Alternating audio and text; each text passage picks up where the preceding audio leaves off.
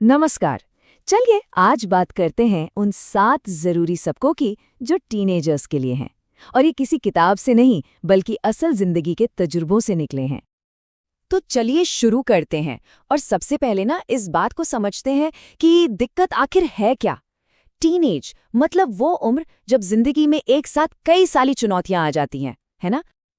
जैसे कि बहुत ज्यादा सोचना, किसी भी चीज पर ध्यान न लगा पाना, कॉन्फिडेंस की कमी। और पता है क्या, बड़े बड़े सपने तो हैं पर रास्ता समझ नहीं आता। घर में पेरेंट्स से नहीं बनती और कभी कभी तो दोस्त भी निराश कर देते हैं।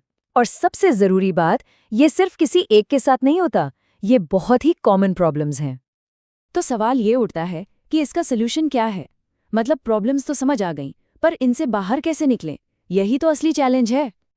तो आज हम इन्हीं सवालों के जवाब ढूंढेंगे इन 7 सबकों के जरिए।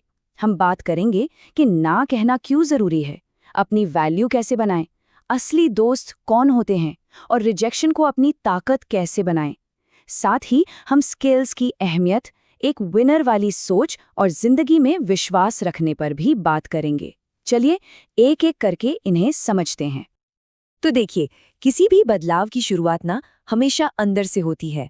तो पहले 2 सबक इसी बारे में है कि हम अपनी अंदरूनी शक्ति, अपना सेल्फ कॉन्फिडेंस कैसे बढ़ा सकते हैं। पहला सबक, और ये बहुत जरूरी है, ना कहना सीखना, खासकर अपने दोस्तों को।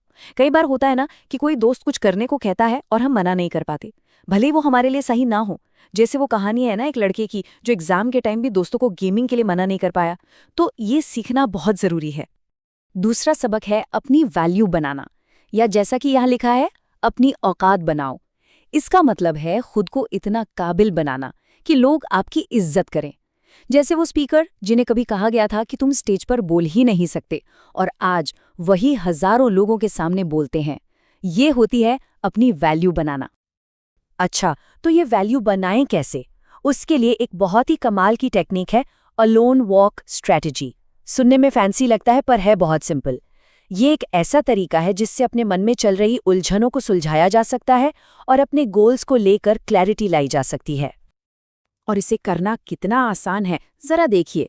बस रोज के 10 मिनट निकालने हैं, पूरी तरह अकेले चलना है, कोई दोस्त नहीं, कोई फोन नहीं, और उस वक्त बस अपने सपनों, अपने गोल्स के बारे में सोचना है।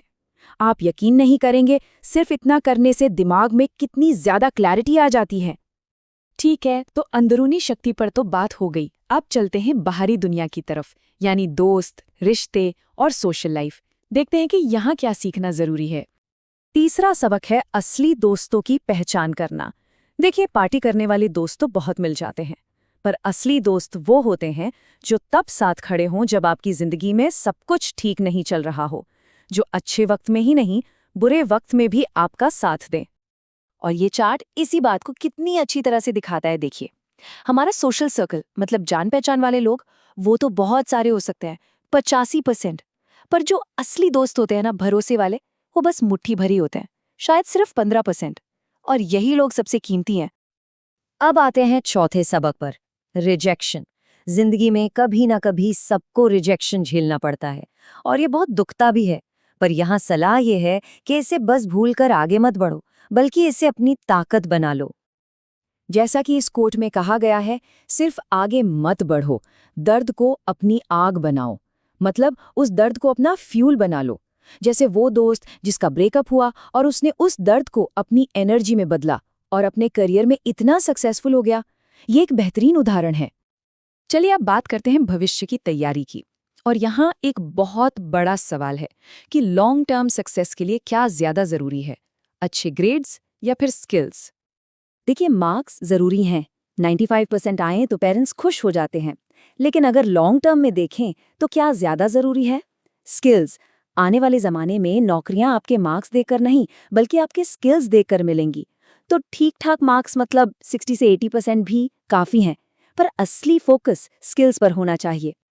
तो सवाल है कि कौन सी स्किल सीखें?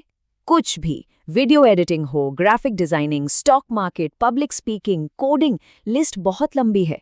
कोई एक स्किल पकड़िए और उसमें अच्छे हो जाइए। यकीन मानिए, स्कूल के बाद यही चीज सबसे ज्यादा काम आएगी। अब बात करते हैं माइंडसेट की, यानी सोचने के तरीके की। क्योंकि जो लोग कामयाब होते हैं और जो नहीं हो पाते, उनके बीच सबसे बड़ा फर्क उनकी सोच का ही होता है। और यहाँ ये फर्क बिल्कुल साफ है। जो एवरेज माइंडसेट वाला इंसान है वो हमेशा प्रॉब्लम पर फोकस करेगा, बहाने बनाएगा और पूछेगा मेरे साथ ही ऐसा क्यों हुआ। वहीं जो विनर माइंडसेट वाला है वो सॉल्यूशन ढूंढेगा, अपनी गलती की जिम्मेदारी लेगा और पूछेगा ठीक है अब मैं क्या कर सकता हूँ। कितना बड़ा फर्क है ना? तो छठा सबक यही है, प्रॉब्लम में उलझे रहने वाले नहीं बल्कि सल्यूशन खोजने वाले बने। शिकायतें करना बंद करें और ये सोचना शुरू करें कि ठीक है इस प्रॉब्लम को सॉल्व कैसे किया जा सकता है।